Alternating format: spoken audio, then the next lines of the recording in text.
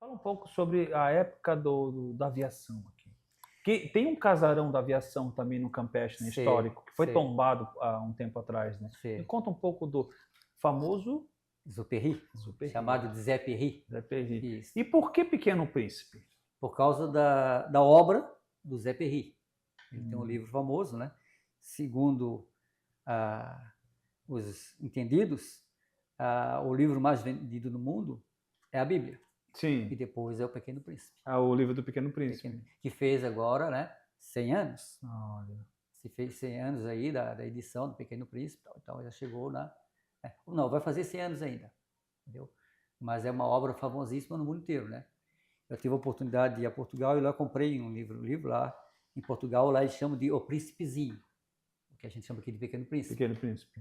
Sim. Então, lá na França é Le Petit Prince, então, é diferente, né? Cada língua, mas sim, é o livro mais traduzido e mais vendido no mundo inteiro.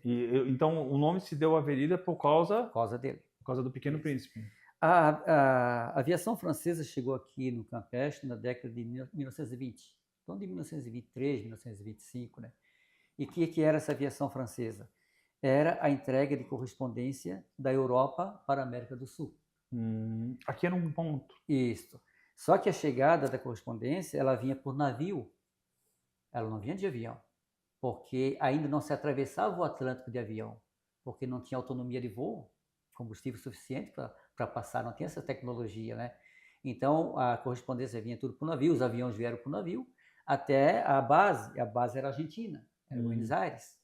Tanto é que o Exupéry, o Zé Perri, ele casou com uma argentina. Então ele vinha da Argentina para Florianópolis. Aí quando ele saiu, o avião saía da Argentina, vinha para o Chile, ia para o Uruguai, ia para Florianópolis, ia para Pelotas, ia subindo, ia para São Paulo, Santos, ia para o Rio de Janeiro, né? E até João Pessoa.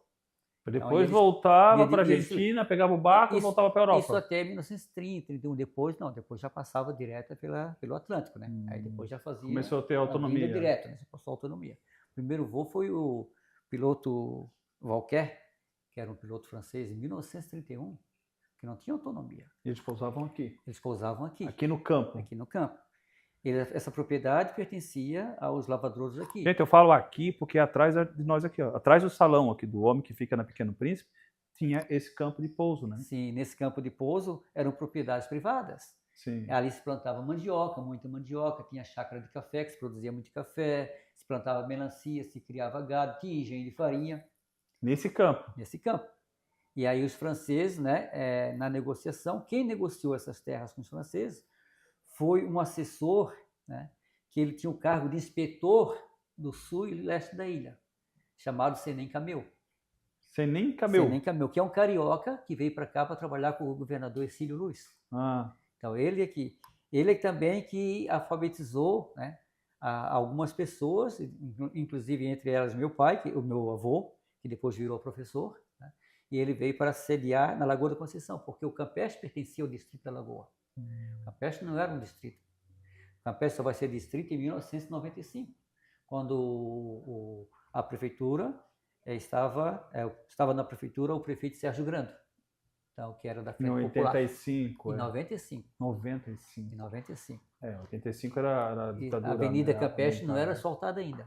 A Avenida Campeche asfaltada em 1996. O único asfalto que tinha aqui era a Pequeno Príncipe. A Pequeno Príncipe, né? Como que vocês chamavam aquela região que ficava aqui para trás, que era uma vassoura, é isso? A gente chamava ali o Gramal, a Campina. Que era o mato, era uma vassoura que vocês viam? O vassourão. Mas o mais vassourão mesmo, que a gente chamava de vassourinha, era a região mais norte. Mais norte. Isso aqui é uma planície, né? Sim. É uma grande planície, né? Tem vassouras, tem pequenos arbustos, tem restinga, tem brejo e tem campos. Então é uma planície. E no meio dessa planície tem um morro, uma grande montanha chamada Morro do Lampião. Morro do Lampião, o famoso Morro do Lampião. Que tem uma visão de 360 graus. Olha, o pôr do sol, o nascer do sol e o pôr do sol lá é Sim. fantástico, né? E o Morro do Lampião, por que esse nome? Porque lá em cima, naquele tempo não tinha a precisão da chegada do voo. Imagine, né? Não tinha satélites. para ter a precisão da chegada do voo. Sim. Como a gente está acostumado no aeroporto hoje, está lá, vai chegar a tantas horas, tantos minutos, a tantos segundos. Não tinha isso. Então precisava estar prevenido para a chegada do voo. Então, de noite, quando ia sair o voo, de noite se colocava o lampião, se acendia o lampião bem lá no pico do morro, lá em cima. Tem uma história que iam lá em cima acender esse lampião. Sim, né? tinha as pessoas. Que é para orientar o avião por causa do morro, é isso, né? E no outro dia de manhã, tinha que subir lá para apagar, para não gastar combustível à toa, não gastar querosene à toa. Então tem todo esse manejo. Então chamou-se de Morro do Lampião. Tem ideia de que tamanho era esse lampião? Não, eu nunca vi esse lampião, sabe? Mas devia ser bem grande, né? Fotografia. Devia ser bem grande. Talvez até não, né? Naquela época, né? Mas era um voo, porque também o voo daquele tempo, os aviões eram pequenos, né? Então também não voava tão alto. Não voava em... sim, até porque o Morro do Lampião ele não é tão alto assim, né? Ele é alto. E depois tu tens que entender que não tinha outra luz. Sim, por isso que deram o nome de Morro do Lampião. Não tinha outra luz. A luz que aparecia era do Lampião. Só tinha luz no centro da cidade. Sim. Aqui não tinha. A energia elétrica chegou aqui, como eu te falei, em 1970, para a região do Rio Tavares, para o Campeche em 1971. E por que ela chega na região do Rio Tavares em 70? Porque ali estava instalado o primeiro britador, que ainda não era pedrita. A pedrita veio em 72. E aí esse britador, pertencia a um senhor lá de Paulo Lopes, ameaçou o município que ia tirar daqui. Caso não colocasse energia elétrica. E era um gerador de emprego. Então não podia perder a pedrita. Tem que deixar, que não era pedrita ainda. Era apenas uma pedreira, né? Apenas uma pedreira, né? Com gerador próprio. Essa pedreira era onde? Era no Rio Tavares mesmo? É onde está até hoje. Hoje é pedrita? Hoje é pedrita. Onde é a pedrita hoje? Onde é a pedrita hoje, é exatamente ali. Aquele mesmo morro. Isso. Então ali, certo, no Rio Tavares foi atendido. No Campeche não. Mas no Ribeirão da Ilha já tinha luz. A luz chegou no Ribeirão da Ilha. Olha só a diferença, em 1954. Olha!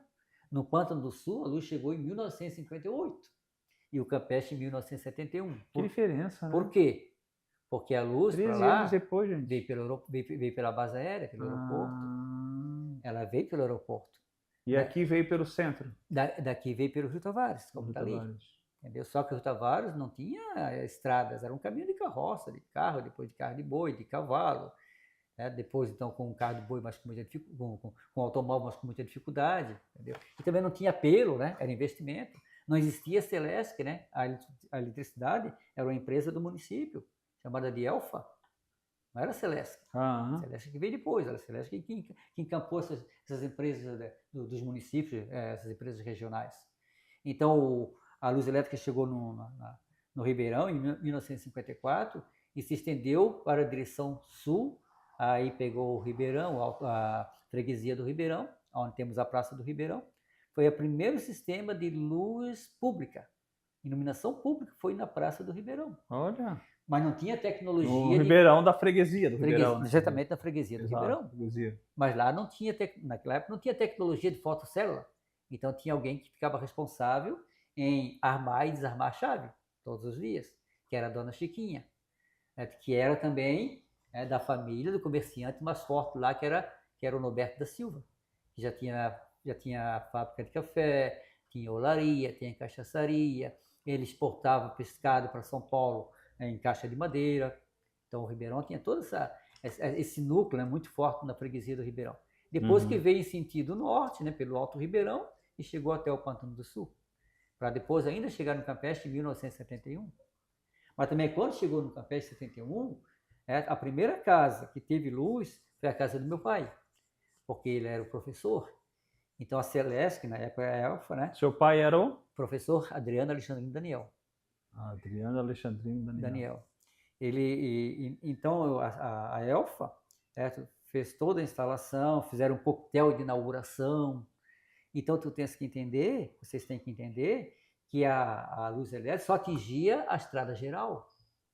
Mesmo assim, em direção ao Campeche Norte, e até um pouquinho antes do Novo Campeche. Do Novo Campeche até chegar lá no Rio Tavares, perto da Pedrita ali, onde encontra a SC, ali não tinha luz elétrica. Isso é bem depois, 5, 6 anos depois. Olha. A Pau de Canela só tinha luz elétrica a 300 metros.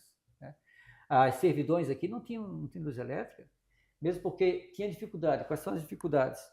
dificuldade de material, as pessoas eram pobres, não tinham como comprar material elétrico, dificuldade para achar eletricista, era um eletricista para atender todo mundo, e depois também a questão do pessoal não confiava, né? Porque antes de trazer a luz elétrica, a Elva veio aqui e fez uma palestra orientando as pessoas, né? Dizendo que era perigoso, que tinha que saber manusear, tal. E algumas pessoas se assustaram. Se assustavam. Tem o caso de uma velhinha aqui, a dona Cateta, que morreu sem colocar luz elétrica. Tinha medo? Perguntava, dona Cateta, vamos colocar luz elétrica? Não, não vou colocar na minha casa uma coisa que mata. Porque assustou, com a história da luz elétrica. Então a história da luz elétrica é muito recente. Aí chegou em 71, logo em seguida, no ano seguinte chegou a CEOV. Então a CEOV é de 72.